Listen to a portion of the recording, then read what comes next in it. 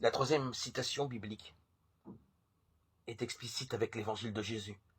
Il en va comme il est écrit dans Isaïe le prophète. Voix d'un cri dans le désert. Préparez le chemin du Seigneur, faites droit ses sentiers. Marc 1, 2.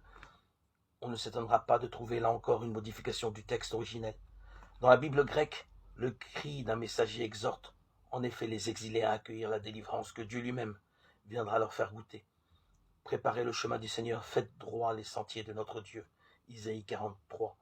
Or, là où la version originelle du livre d'Ésaïe évoque la venue salutaire du Seigneur notre Dieu, l'évangile de Marc emploie un simple pronom à la troisième personne.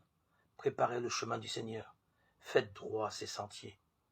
La correction permet évidemment de reporter sur Jésus le titre de Seigneur habituellement donné à Dieu, et par voie de conséquence d'inscrire à nouveau Jésus dans le corps de la promesse. Le renversement inauguré par la première citation se confirme donc. Le texte de Marc ne réfère pas seulement Jésus au souvenir de l'action salutaire que Dieu un jour déploya en faveur du peuple des exilés à Babylone. Il célèbre en Jésus l'action salutaire de Dieu, dont, au jour de l'exil, le messager a fait l'annonce à grands cris. Et voilà l'évangile de Jésus déployé en 3 facettes.